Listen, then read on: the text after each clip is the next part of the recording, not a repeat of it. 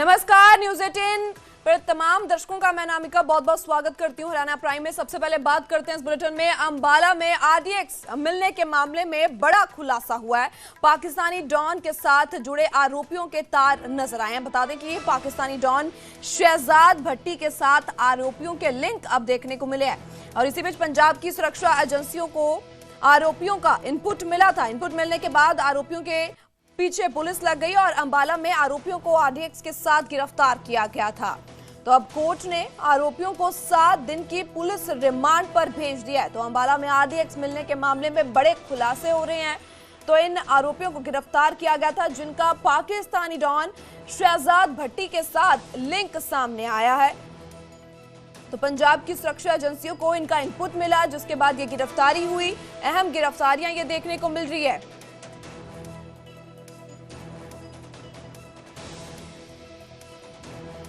तो ज्यादा जानकारी के साथ हमारे संवाददाता कृष्ण बाली हमारे साथ जुड़ चुके हैं। कृष्ण, अहम खुलासे, अहम गिरफ्तारियां हुई थी, 7 दिन का पुलिस रिमांड मिला है, क्या कुछ और जानकारी? हम बिल्कुल इसमें कह सकते हैं कि इनको कल देर शाम को पुलिस ने कोर्ट में पेश किया और कोर्ट के बाद इन तीनों युवकों को लगभग 1 हफ्ते का पुलिस रिमांड मिला है जिसके अंदर से बहुत से अभी खुलासे होने हैं। हालांकि अगर पुलिस की हम बात करें तो पुलिस मीडिया से बचती हुई नजर यहाँ उनके एडवोकेट ने जरूर इस बात का खुलासा किया कि पुलिस की तरफ से जो दावा किया गया कि इनके तार पाकिस्तान के जो आतंकी है शहजाद भट्टी उसके साथ जुड़े हुए थे और उसने ही इस तरह की साजिश रची थी। तीनों आरोपी पाकिस्तान के कुख्यात गैंगस्टर जसपाल भट्टी के इशारे पर ही बताया जा रहा है कि काम करते थे, लेकिन किस तरह से उसके संपर्क में आए ये अभी सभी जांच का जो खुलासा है ये अभी होना बाकी है। इसके अंदर किस तरह से पुलिस अभी करेगी, अभी आगे भी प्रेस कॉन्फ्रेंस पुलिस करने वाली है, हो सकता है 1 दिन के अंदर। फिलहाल पुलिस इनसे अभी पूछताछ के लिए इनको अपने साथ लेकर गई हुई है 7 दिन के पुलिस रिमांड पर। जी कृष्ण, ऐसे में गिरफ्तारी के बाद कुछ बरामदगी की गई हो और क्या कुछ जानकारी सामने आई कि पहले से भी कोई और लिंक्स इनके साथ थे, कोई और पर्चा या इनके नाम पर था, क्या इनका पिछोकड़ रहा है? जी बिल्कुल, अभी इस बारे में तो जो पुलिस को मौके पर ही इनके पास से जो जिस मोटरसाइकिल पे जा रहे थे वो मोटरसाइकिल बरामद और जो इनके पास से जो बैग था जो जिसमें एक्सप्लोसिव था जिसके अंदर जो विस्फोटक पदार्थ था वो इनको लगभग 2 किलो के करीब ही बरामद हुआ। और कहाँ इन्होंने कुछ छिपाया है या किस तरह से तार जुड़े हुए ये अभी कह पाना मुश्किल है। फिलहाल अभी पुलिस इस बात का कुछ खुलासा नहीं कर पा रही है। इनको जरूर जांच के लिए 1 हफ्ते के लिए लेके अपने साथ 7 दिन के लिए जरूर गई है, उसके बाद ही इस बात का खुलासा कर पाएगा पूछताछ के बाद। जी बिल्कुल, कहा जा रहा है कि शहजाद भट्टी के साथ इनका संपर्क था, इनकी बातचीत लगातार क्या उनके साथ हो रही थी? ऐसे में क्या और भी प्लान्स थे इनके? हाँ, ये बिल्कुल सभी चीज के लिए जो जिस तरह से एडवोकेट ने बताया है कि इनके काफी जो पुलिस ने ये एडवोकेट का कहना है कि पुलिस ने जो दावा पेश किया कि इनका कई जगह तार जुड़े हुए, खासकर जो पाकिस्तान के शहजाद भट्टी के नाम सामने जो आ रहा है इस बात का खुलासा भी अभी पुलिस ने सब कुछ करना है, लेकिन किस तरह से हो पाया है, कैसे इसको करा, ये सब चीजें अभी जांच का विषय है। पुलिस भी अभी इस बात को ज्यादा गंभीरता से ले रही है और ज्यादा मीडिया के आगे ओपन नहीं करना चाह रही कि कहीं कोई ऐसा क्लू रह ना जाए कि जिससे हमारे सूत्र कमजोर पड़े और हम जो चीज बरामद करते हैं और पुलिस जिस तरह से इनको कहाँ का तार जुड़े हुए और कहाँ ये ब्लास्ट करना चाहते थे, ये बात इस बात के लिए अभी पुलिस मीडिया से बचती हुई नजर आ रही है। जी बिल्कुल, जिस कदर ये पूरे खुलासे हो रहे हैं कृष्ण और तमाम जानकारियां जो सामने अब तक आई है, तो कहा जा सकता है कि और भी गिरफ्तारियां हो सकती है इस मामले में। हाँ बिल्कुल, इसमें और भी गिरफ्तारियां हो सकती है क्योंकि पुलिस ने भी इस चीज के लिए भी पता करना है कि जो इतना एक्सप्लोसिव लेके जा रहे थे ये कहाँ किस वारदात को अंजाम देना था और कहाँ पर इससे पहले ये वारदात को अंजाम दे चुके हैं। ये सब खुलासे अभी पुलिस के जो 1 हफ्ते का जो रिमांड पुलिस ने लिया है उस दौरान सारी चीजें खुलकर सामने आने वाली है। जी कृष्ण, आपका बहुत बहुत शुक्रिया तमाम जानकारी के लिए। तो ऐसे में बहुत बड़े खुलासे इस बार पुलिस करती हुई नजर आ रही है और फिलहाल कोर्ट ने आरोपियों को 7 दिन का पुलिस रिमांड पर भेज दिया है और अब इस रिमांड पर क्या कुछ जानकारी पुलिस की ओर से हासिल की जा सकती है पूछताछ दौरान और क्या कुछ और सामने आएगा ये देखने का फिलहाल अब बता दें कि ये अहम गिरफ्तारियां अभी और भी गिरफ्तारियां संभव बताई जा रही है।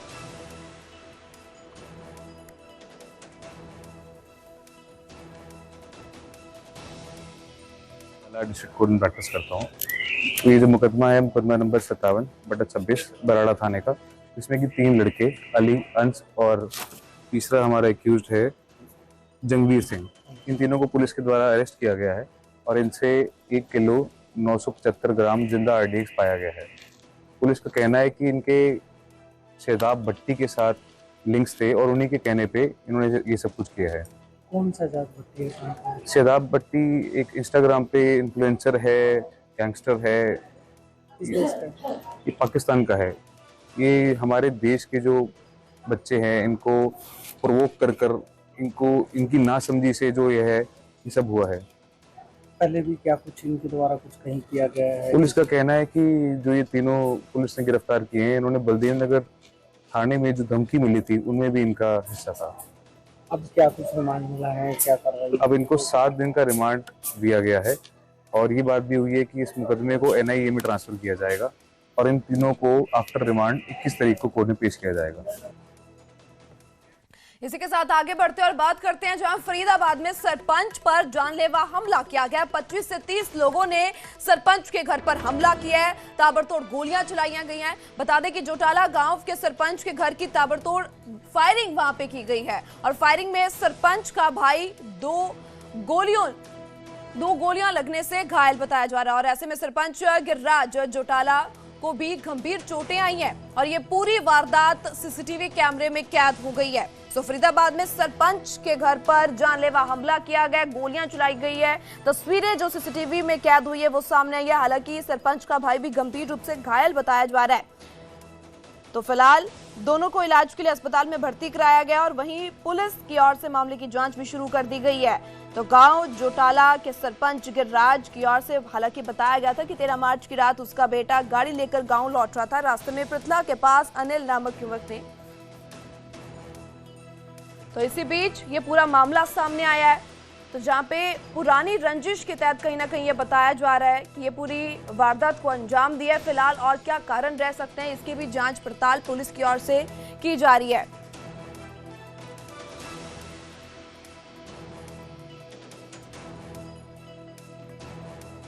तो फरीदाबाद में सरपंच पर जानलेवा हमले का ये तस्वीरें एक तरफ CCTV में कैद हुई देखी जा रही है और उसी बीच तस्वीरें जहां पे दोनों भाइयों को अस्पताल में भर्ती कराया गया है। तो एक अनिल लड़का है जिसने बीच रास्ते में स्कॉर्पियो खड़ी कर रखी। उसने बेटे ने उससे कहा कि तू ये हटा ले, मैं निकल जाऊंगा। उसने उसे गाली गलौज दी। फिर उसने कहा भाई मैं सरपंच का लड़का हूँ जटोला से, उसने मुझे भी गाली दी। फिर इनकी आपस में हाथापाई होगी और मेरा बेटा गाड़ी मोड़ के वापस अपने घर आ गया। तो इन्होंने रात को मुझे धमकियां दी, हम सुबह तुझे गोली मार देंगे, तेरा मर्डर कर देंगे और तेरे परिवार को मार देंगे। मैंने सोचा दारू पी के बकवास कर रहे हैं, सुबह इनके घर जाके बात करेंगे। तो जैसे ही मैं सो के 8 बजे उठा, मैं गली में आया था, इतने ये लोग आए और इन्होंने रात ही वही काम किया जो रात को धमकी दी इन्होंने। और वो धमकी की मेरे पास रिकॉर्डिंग भी, जो इन्होंने मुझे गालियां दी हैं, मर्डर करने की धमकी दी है, गोली मारने की धमकी दी है, वो रिकॉर्डिंग है मेरे पास।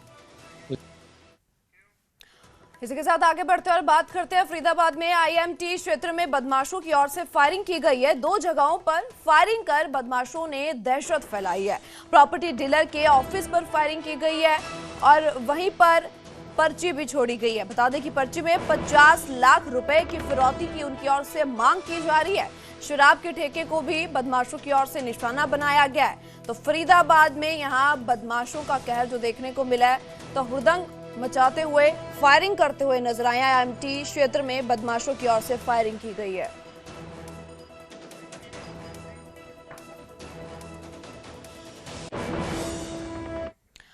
तो हरियाणा में LPG गैस को लेकर संकट लगातार बरकरार है। तो कई जिलों में गैस सिलेंडर को लेकर लाइनें लगी हुई है। चंडीगढ़, करनाल, यमुनानगर समेत कई जिलों में लोग अब परेशान नजर आ रहे हैं।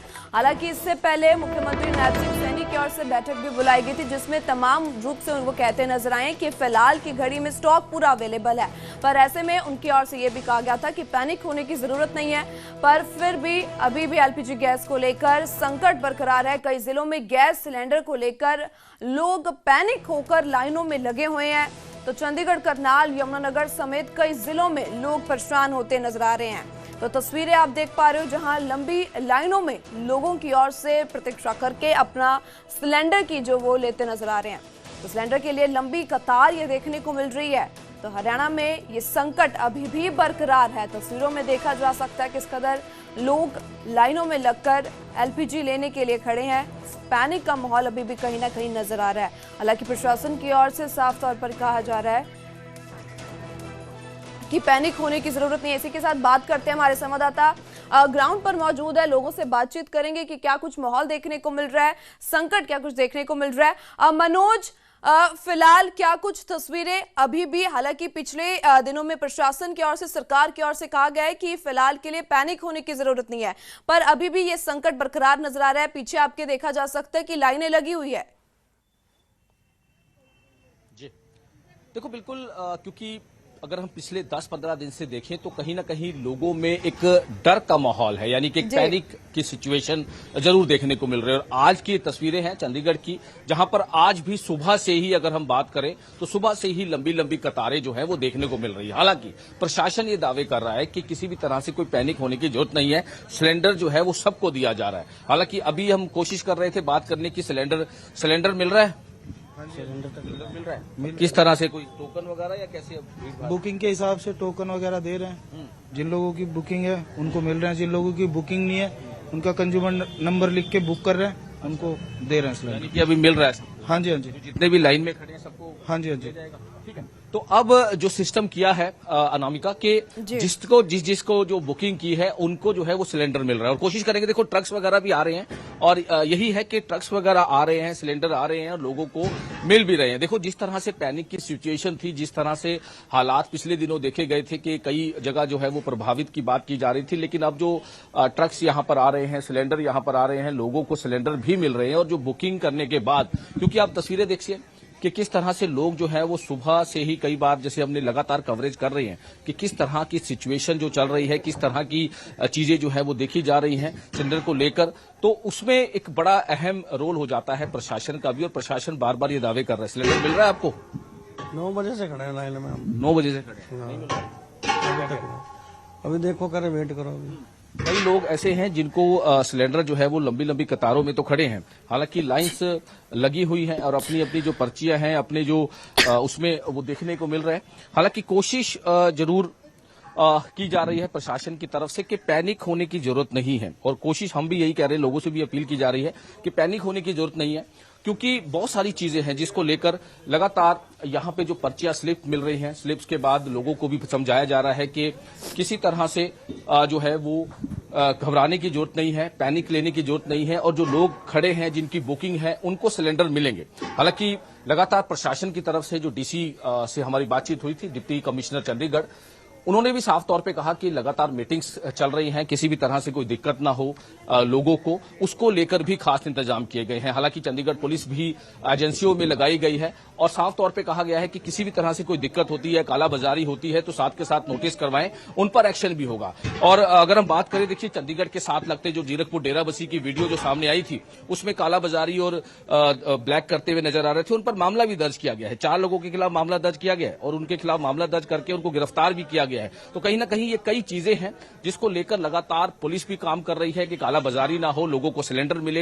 हालांकि कमर्शियल सिलेंडर्स को लेकर जिस तरह से दिक्कतें सामने आई थी, कटौती की गई थी, डोमेस्टिक में किसी तरह से कोई दिक्कत ना आए, डोमेस्टिक सिलेंडर्स में लोगों को दिक्कत ना हो, घरेलू सिलेंडर को लेकर लोगों को दिक्कत ना हो, उसको लेकर प्रायोरिटी दी गई है और प्रायोरिटी पे ही काम किया जा रहा है। और तस्वीरें आप देख सकते हैं, हालांकि सुबह से लंबी लंबी लाइन लग जाती है और पैनिक जरूर लिया जा रहा है लोगों की तरफ से। 2-3 दिन पहले जिस तरह से हालात थे, लेकिन अब जो सिस्टम है कि गाड़ियां आ रही हैं, जो जानकारी अंदर जो अधिकारी बैठे हैं उनका कहना है कि गाड़ियां आ रही हैं और पैनिक लेने की जरूरत नहीं है, सभी को सिलेंडर जो है वो दिया जाएगा। यानी कि धीरे धीरे जो सिचुएशन है पैनिक की, अब उससे कहीं ना कहीं निकलते नजर आ रहे हैं। लोगों को भी समझाया जा रहा है कि लगातार एक तरफ प्रशासन की ओर से भी आश्वासन दिया जा रहा है कि सभी को जो एलपीजी दिया जाएगा और ऐसे में फिलहाल अभी भी पैनिक का माहौल बरकरार है। पर आपको बहुत बहुत शुक्रिया तमाम जानकारी और तस्वीरों के लिए। आगे बढ़ते हैं और बात करते हैं न्यू में रील बनाने के शौक ने छात्र की जान ले ली है। एक्सप्रेस वे पर रील बना रहे छात्र को ट्रक की ओर से टक्कर मारेगी और छात्र को टक्कर मारने का वीडियो भी इस दौरान सामने आया है। हादसे में छात्र की दर्दनाक मौत हो गई। बता दें कि 12वीं का पेपर देकर ये छात्र घर लौट रहा था कि इसी बीच सोशल मीडिया पर आजकल रील बनाने का शौक इस कदर आगे बढ़ गया है कि एक छात्र की जान चली गई है। तस्वीरें आप देख पा रहे हो, ये तस्वीरें नूह से सामने आई है जहां पे रील बनाने के शौक ने इस हद तक इस छात्र की जान ले ली है। तो मौत की रील ये देखने को मिल रही है। देखा जा सकता है किस कदर पीछे से आ रहे ट्रक की ओर से टक्कर मारेगी और मौके पर ही इस 12वीं क्लास के छात्र की जान चली गई है। तो आजकल क्रेज जो कि है युवकों में सोशल मीडिया की रील्स बनाने के लिए काफी देखा जा रहा है और उसी के तहत इस छात्र की ओर से भी रील बनाई जा रही थी, पर यह ध्यान नहीं दिया गया कि वह सड़क पर चल रहे हैं और जिसके बाद पीछे से आ रहा ट्रक की ओर से टक्कर मारी गई। और ये तस्वीरें आप देख पा रहे हो। तो सावधानी कहीं ना कहीं बरतनी बहुत जरूरी हो जाती है।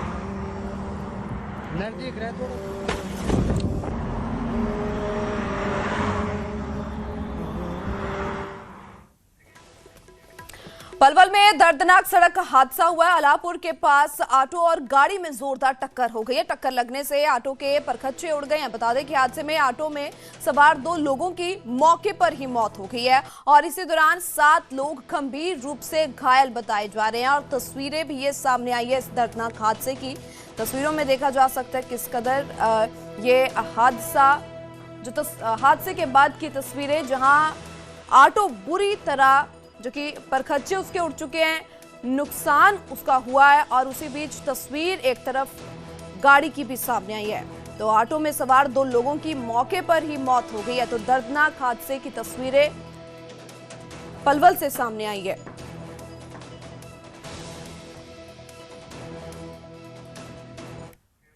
तो झज्जर में एसपीओ को रोडवेज बस ने टक्कर मारी है। टक्कर लगने से एसपीओ की मौके पर ही जान चली गई है। झज्जर के दुजाना के पास ये हादसा हुआ है। 3 घंटे तक मौके पर एम्बुलेंस न पहुंचने का भी आरोप लगा है। बता दें कि मामले में अब पुलिस की ओर से कार्रवाई शुरू कर दी गई है। बहादुरगढ़ में डीसीपी की सुरक्षा में ये एसपीओ तैनात था और इसी दौरान ये हादसा वापरा। ड्यूटी खत्म करने के बाद घर लौट रहा था एसपीओ और ये हादसा वापरा। झज्जर में एसपीओ को रोडवेज बस की ओर से टक्कर मारी गई है और जिसके बाद एसपीओ की मौके पर ही मौत हो गई और दूसरी ओर वहां पे एम्बुलेंस की जहां लगातार इंतजार किया जा रहा था, पर 3 घंटे लेट पहुंचने का एम्बुलेंस पर इल्जाम लगाया, आरोप लगाया। रोडवेज ने टक्कर मारी थी। कहाँ से मारी? ये ठेका है दुजाना रोड पे, इसके से थोड़ा आगे चल के तकरीबन हाईवे से 2-2.5 किलोमीटर आगे। बाइक पे था ये स्कूटी बस कौन सी प्राइवेट रोडवेज बस थी, ठीक उन्होंने कट मारते हुए इसको लपेट में ले दिया। तो ये लड़का था विजय भान नाम था, विजय भान, ये शेरिया गांव का था। ये हमारा पुलिस में के अंदर ही एसपीओ की नौकरी पे कार्यरत था, जो यहाँ पर ऑन द स्पॉट ही इनकी डेथ होगी। रोडवेज बस के साथ स्कूटी की टक्कर हुई, ये स्कूटी पर थे और रोडवेज बस वहाँ मौके पर ही हमने कब्जे में ले ली। तो इसी के साथ हरियाणा प्राइम में इतना ही। पर ताज़ा खबरों के लिए आप देखते रहो News 18 पंजाब हरियाणा।